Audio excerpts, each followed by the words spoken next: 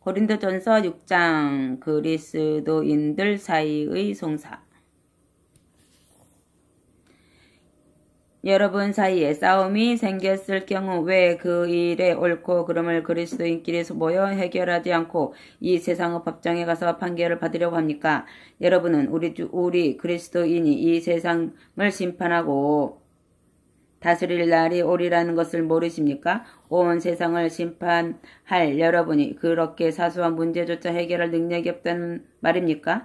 우리 그리스도인이 하늘에 있는 천사들까지도 심판하고 상을 주게 되리라는 것을 모르십니까? 그러니 여러분이 이 땅 위에서 일어나는 문제를 심판하는 것쯤은 쉬운 일이 아닙니까?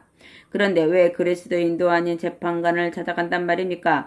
여러분은 수치를 느껴야 합니다. 도대체 교회 안에는 이런 논쟁을 해결할 만한 지혜 있는 사람이 한 사람도 없습니까? 그래서 그리스도인이 같은 그리스도인 형제를 고소하고 또 그 문제를 믿지 않는 사람 앞에까지 들고 가는 것입니까?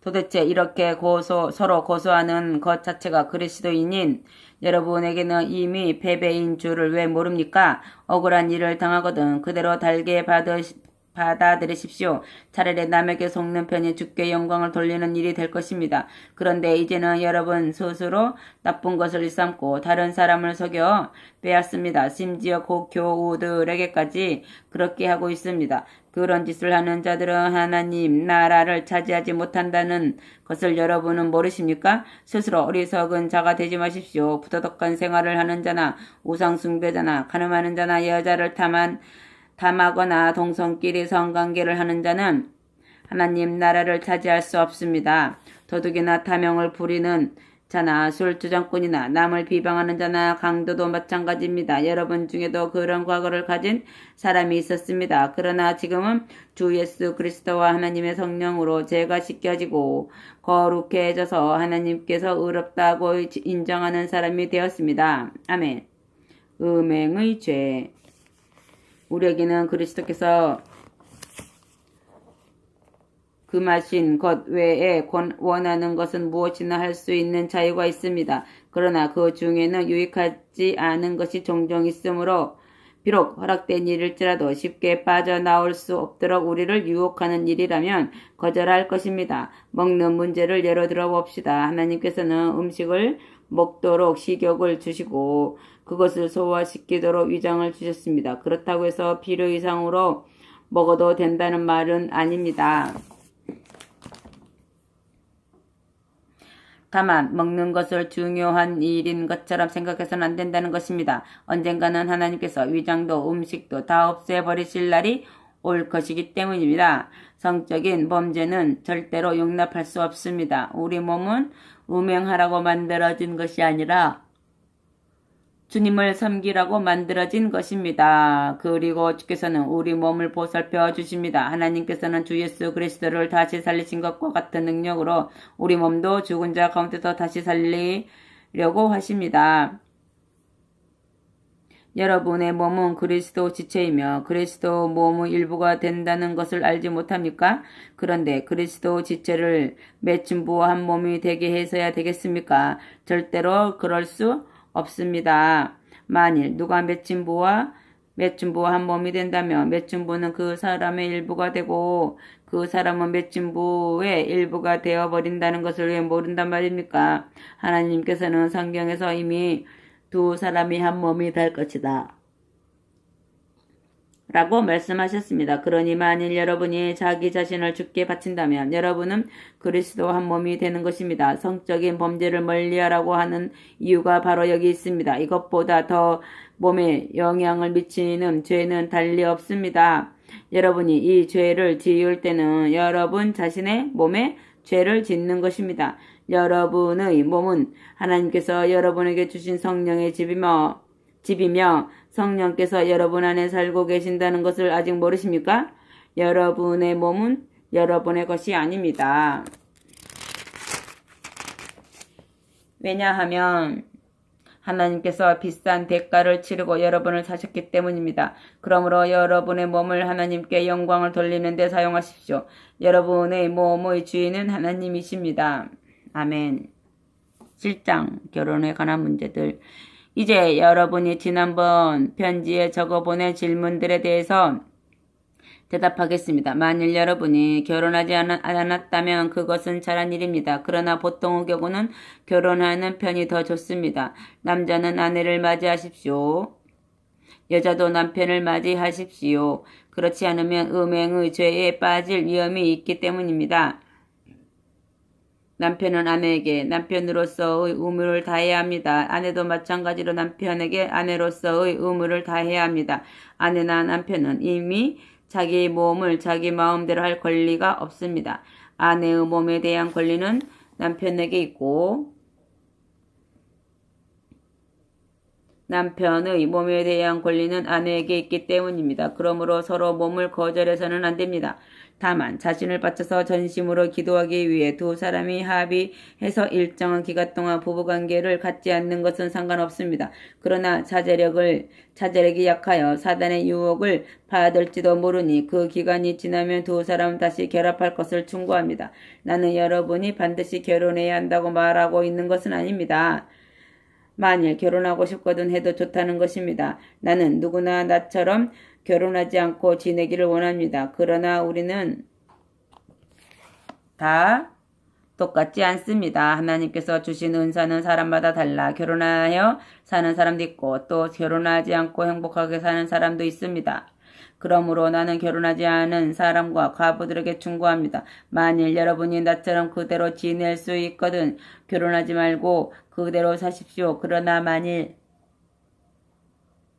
자신을 자제할 수 없거든 서슴지 말고 결혼하십시오. 정욕이 불같이 타는 것보다는 결혼하는 것이 낫습니다. 이제 결혼한 사람들에게 말합니다. 이것은 충고가 아니라 명령입니다. 이 명령은 내가 하는 것이 아니라 주께서 친히 하시는 것입니다.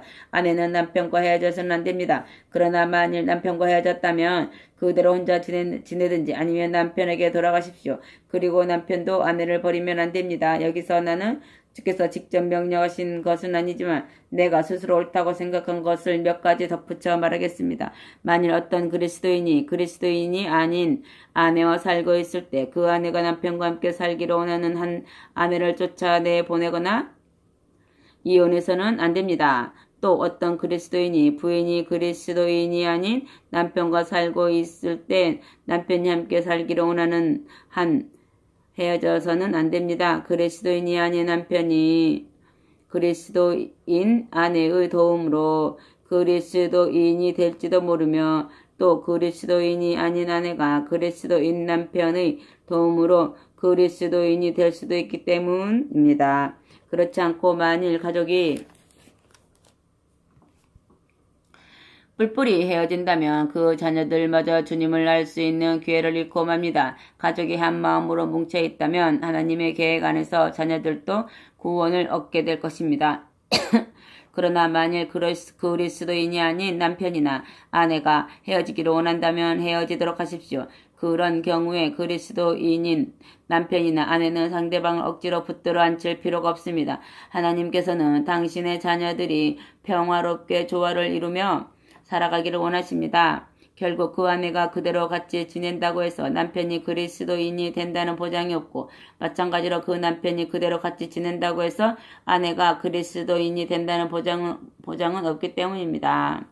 아멘. 부르심을 받았을 때의 처지대로 어떤 일을 결정하는 데는 결혼을 하든 하지 않든 하나님의 인도와 도우심을 따르십시오. 그래서 어떤 상황에 부딪히더라도 그것을 받아들이며 하나님의 뜻에 합당하게 살아간다는 확신을 가지십시오. 이것이 내가 모든 교회를 위해 세운 원칙입니다. 예를 들면 그리스도인이 되기 전에 이미 유대교 할례를 받은 사람은 그 일로 염려할 필요가 없습니다. 또 할례를 받지 않은 사람은 이제 와서 할례를 받을 필요가 없습니다. 그리스도인에게 있어서 할례를 받았느냐 받지 않았느냐는 것은 문제가 되지 않습니다. 문제는 하나님을 기쁘시게 하며 하나님의 계명을 잘 지키느냐 그렇지 못하느냐 하는 데 있습니다. 이것이야말로 중요한 점입니다. 여러분은 각자 하나님께 부르심을 받았을 때의 처지대로 살아가십시오.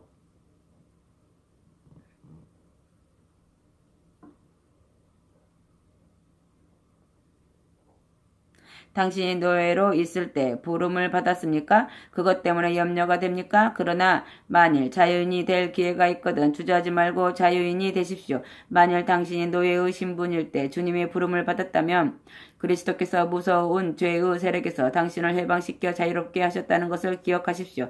그리고 만일 당신이 자유인으로서 주님의 부름을 받았다면 지금 당신은 그리스도의 노예가 되어 있다는 것을 기억하십시오. 여러분은 그리스도께서 값을 치르고 산 몸이므로 그리스도의 것입니다. 그러니 이제 이 세상 사람은 노예가 되지 마십시오.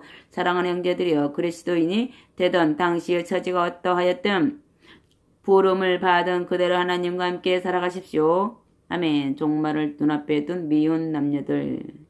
이제 나는 여러분이 질문한 것 중에서 또 다른 문제에 대해서 대답하겠습니다. 결혼하지 않은 여자는 어떻게 해야 하는가 하는 문제입니다. 그들은 결혼해야 할까요?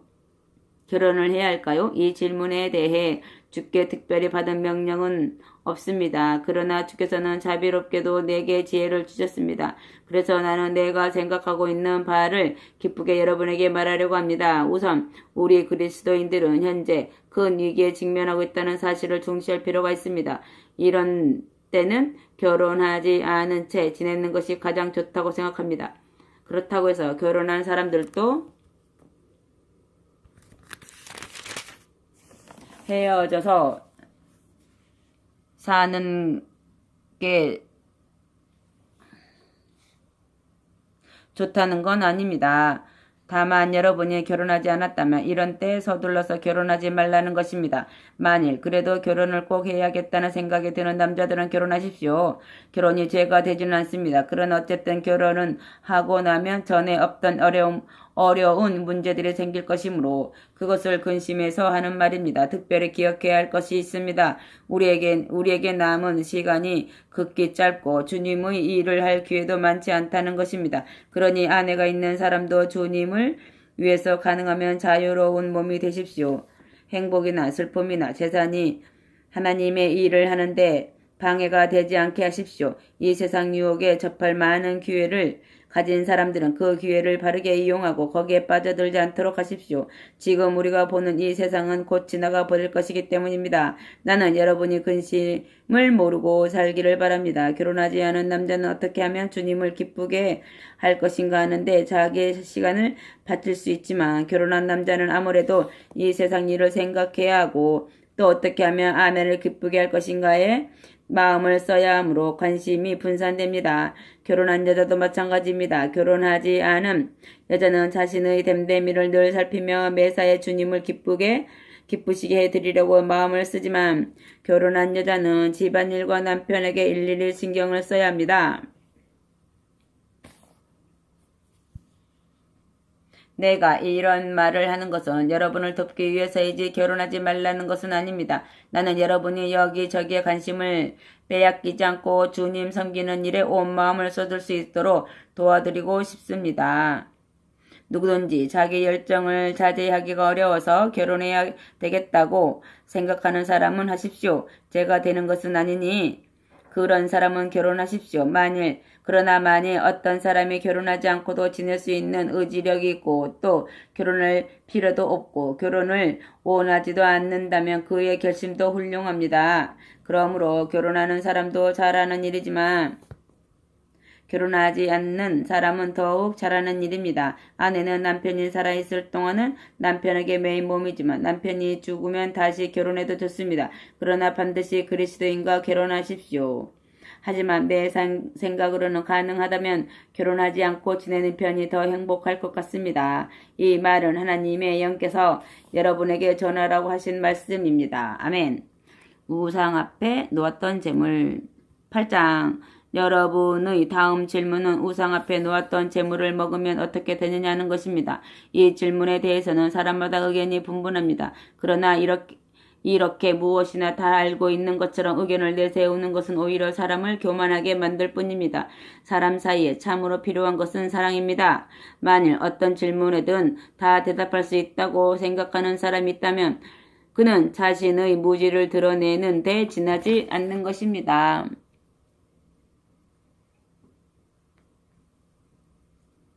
그러나 진정으로 하나님을 사랑하면 하나님께서도 그를 알아주십니다. 그러면 이제 우상 앞에 놓았던 고기를 먹어도 되는지를 생각해 봅시다.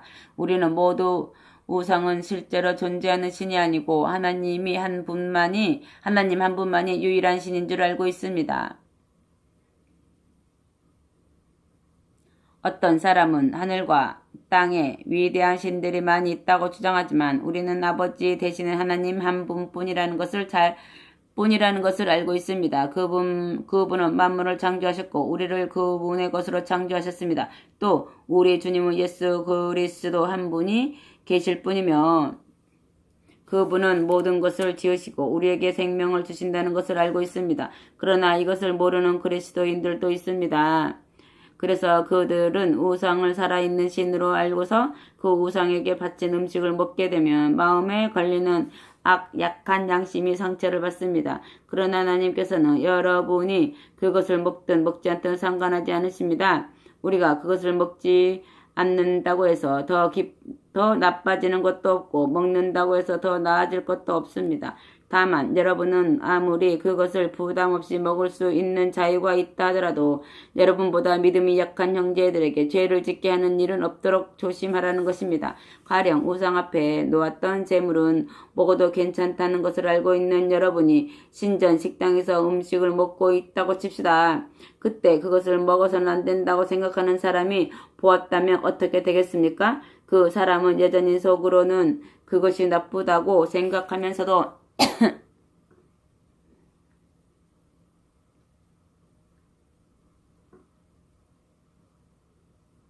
대담해져서 결국 그것을 먹게 될 것입니다. 그렇게 되면 여러분의 자유스러운 행위가 믿음이 약한 형제에게 상처를 입히는 셈이 되지 않겠습니까? 그리스도께서는 그 형제를 위해서도 죽으셨습니다. 그러므로 어떤 행위를 나쁘다고 생각하고 있는 형제가 여러분의 행동에 자극을 받아 그런 행동을 한다면 여러분은 그 형제에게 뿐만 아니라 그리스도께서도 죄를 짓는 셈이 됩니다. 만일 우상 앞에 놓았던 고기를 먹는 것 때문에 형제에게 죄를 짓게 한다면 나는 차라리 일생 동안 그것을 먹지 않겠습니다. 형제를 죄에 빠뜨릴 수 없기 때문입니다. 아멘. 9장 사도의 권리와 의무. 내가 자유인이 아닙니까? 내가 사도가 아니란 말입니까? 내가 우리 주 예수를 보지 못했다는 말입니까? 여러분의 삶이 변화된 것도 내가 주님을 위해서 열심히 일한 결과가 아닙니까? 비록 다른 사람들은 나를 사도라고 생각하지 않더라도 여러분은 내가 분명히 사도라는 것을 알 것입니다. 여러분은 나를 통해서 그리스도의 사람이 되었기 때문입니다.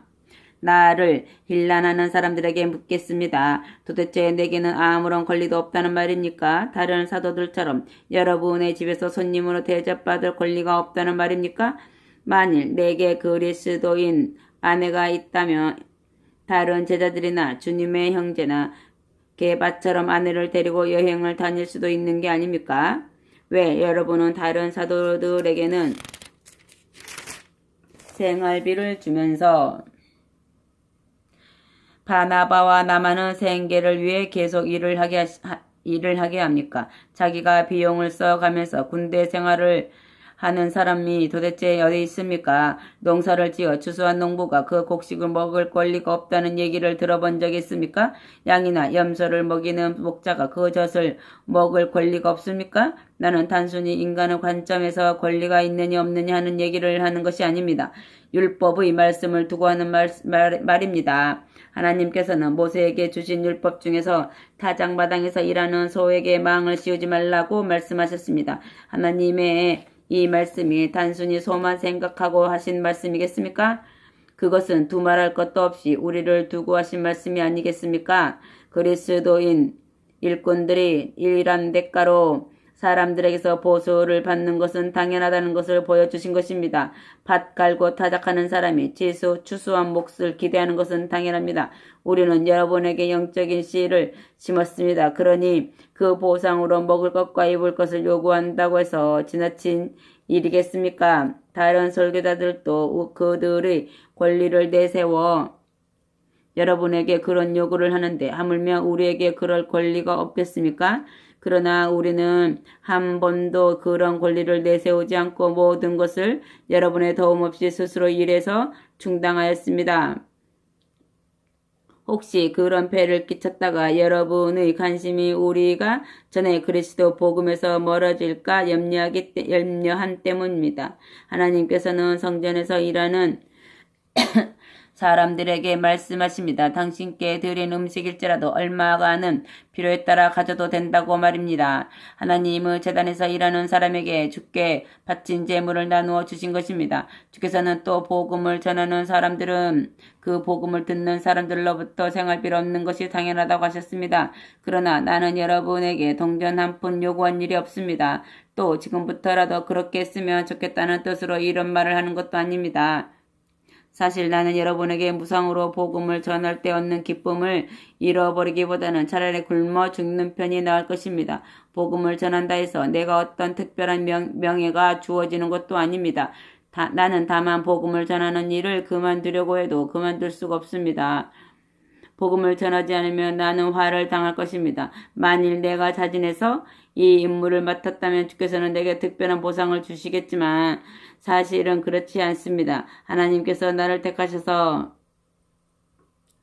이 거룩한 임무를 맡기셨기 때문에 내게는 선택할 자유가 없는 것입니다.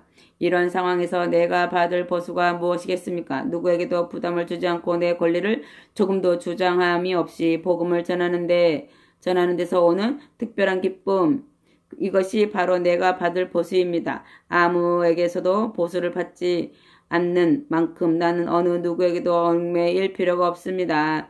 그러나 되도록 많은 사람을 그리스도에게 인도하려고 나는 기쁜 마음으로 모든 사람의 종이 되었습니다. 나는 유대인과 같이 있을 때는 유대인처럼 행동합니다. 그들에게 복음을 전하여 그리스도에게 인도하기 위해서입니다. 유대교의 관습과 의식을 따르는 이들과 같이 있을 때는 그들의 의식에 동참할 수는 없지만 또한 그들과 논쟁도 하지 않습니다. 그들을 돕고 싶기 때문입니다. 이방인과 같이 있을 때도 될 수 있는 한 그들과 잘 어울리려 노력합니다. 물론 그리스도인으로서 정당한 일은 반드시 하면서 말입니다. 그렇게 하다 보면 그들의 신뢰를 얻게 되어 결국 그들을 돕는 좋은 결과를 가져옵니다. 사소한 일에도 괴로워하는 사람들과 같이 있을 때는 내가 다 아는 것처럼 나서거나 그들을 어리석다고 탓하지 않고 그들 스스로 깨우치게 하여 나의 도움을 기쁨으로 받아들이게 합니다. 그렇습니다. 내가 어떤 사람이든 그들과 같은 입장에서 서려고 애쓰는 것은 그들이 자진해서 그리스도에 관한 이야기를 듣기를 청하게 해서 그리스도께 구원을 받도록 하려는 것입니다. 이 모든 것은 그들과 함께 복음을 나누려는 것입니다.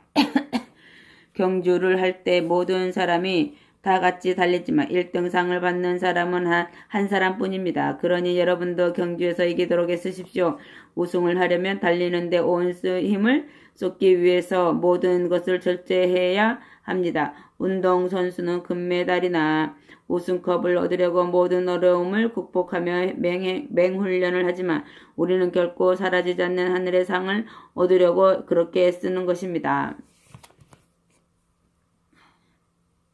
나는 결승점을 향하여 한눈 팔지 않고 전력을 다해 달립니다. 끝내 승리하기 위해서 싸웁니다. 결코 장난삼아 달리지 않습니다. 운동선수처럼 나는 내 몸을 철저히 단련합니다. 내 멋대로가 아니라 마땅히 할 일을 해낼 수 있도록 훈련합니다. 그렇게 하지 않으면 다른 사람들을 경기에 참가시켜놓고 나 자신은 실격자가 되어 대장 명령을 받을지도 모르기 때문입니다. 아멘.